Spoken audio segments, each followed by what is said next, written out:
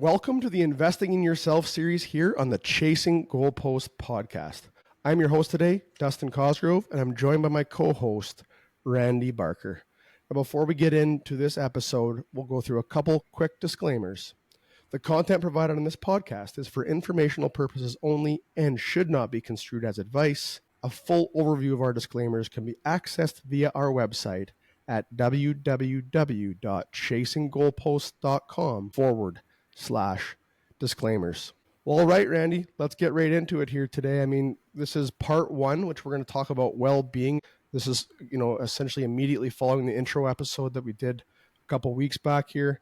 And so why don't we start off with, what is the actual definition of well-being? Well, Dustin, first, thanks so much for having me back here again, and very excited about this series.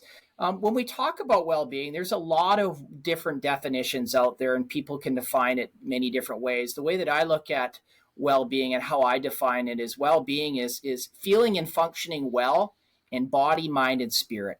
So it's really looking at the whole person. And, it's not just about feeling well, but along with that also functioning. Those two have to go hand in hand. And I think well-being is a term that's being used a lot. I think we're really starting to see there's a lot of good evidence and science that's showing the impact of well-being. Also in the mental health field, they're all looking at well-being as really kind of investing in yourself to improve your positive mental health, where we can all benefit from this, no matter where we are on the continuum of kind of mental health, from languishing to flourishing. We're all somewhere on there, but we could all benefit from it. So I think it's a term that again is that holistic way of looking at a whole person. Well, that's great. Thanks for the context there on that. Why do you think sports teams and businesses are investing so heavily in this well-being concept right now? Yeah, I mean, I've had the opportunity to work with a lot of sports teams and companies and individuals that are looking at improving their performance more than ever. And I think part of it is they're starting to see the importance of this investment and the payout of it. When we look at things, we're, humans individually, companies, sports teams, we're experiencing stress, and there's a lot of it more than ever before. And I think part of it is having these skills and tools to be able to manage this stress, in a healthy way. I think, as we know, many people deal with it in unhealthy ways, which equates to more stress. But really, it's looking at having these skills and tools to really, in a sense, be able to kind of reduce our overall stress level. Now, not to say that stress is not a positive thing. We know that it helps performance in certain areas. So I want to make sure that I'm putting that out there. Where I'm saying stress can be very problematic is when it's prolonged and we don't have the ability to shut it off. And we know that is problematic if we don't have those skills to really manage that in a healthy way. I think the other area is distraction. In today's world, we're more distracted than ever before. Many things that are pulling our attention.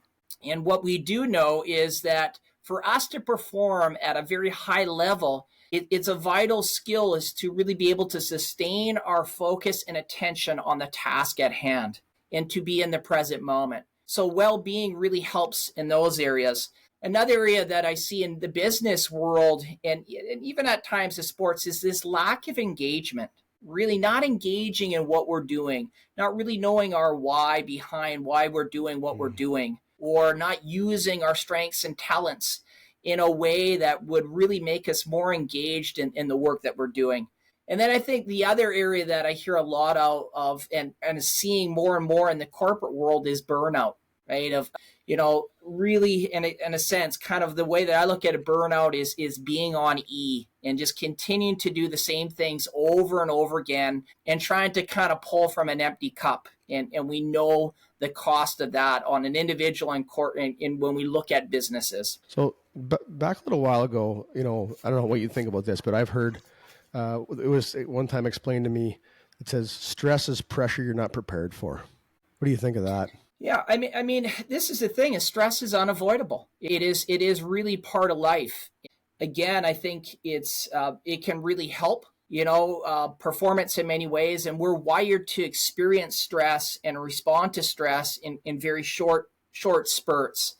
Again, I think what we're seeing, especially in the business world, is that we're on all the time.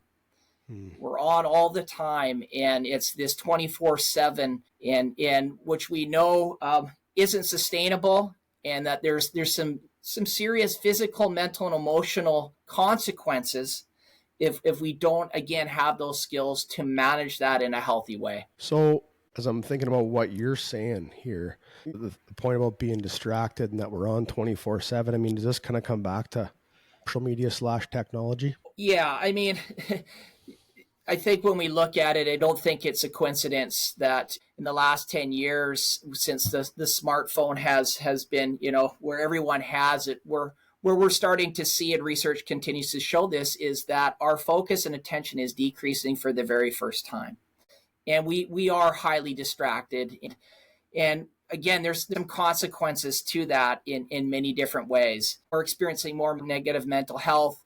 We're experiencing more loneliness than ever before. Even though we feel we're connected, we're actually feeling more disconnected to ourselves and others than ever before. There's also very good research on multitasking, and in the sense of, a lot of people feel, well, I can multitask. And really what that is task switching. And what we do know is what that does is that when we're switching from task to task, it significantly decreases our performance at a very high rate. So we're switching from task to task, but we're not focused on any one task. So we're kind of the jack of all trades, master of none dynamic here. You got it. No, that's great. Anything else that, the audience should know about well-being, Randy? Yeah, there are a few key things. Well-being is learnable. These are, we're going to be talking about a lot of these learnable skills that people can do.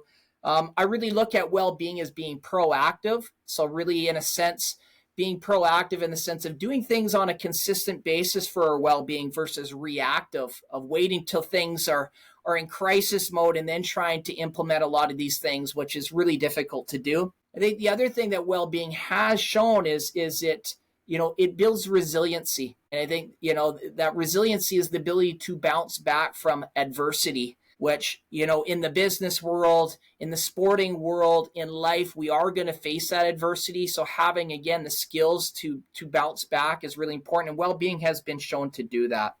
The other thing is well-being has shown to improve achievement and performance in many areas of our life, both personally and professionally. And then last thing I want to say about well-being is it really is about flourishing. And flourishing is a term used in positive psychology. And it's really, again, it's about not only feeling well, but functioning well. It's someone that has what they would consider a high level of positive mental health. No, that's great. I mean, in a quick 8 or 9 minutes here, we've gone through a lot of specifics around well-being. And I know we're trying to keep these episodes in that 10 to 15 minute range here. So I think we're going to wind this one down, Randy, but thanks for introducing us to the well-being concept. We're going to be jumping into another couple concepts here in the coming episodes. So we're looking forward to that. Sounds good. Looking forward to it. All right. Thanks, Randy.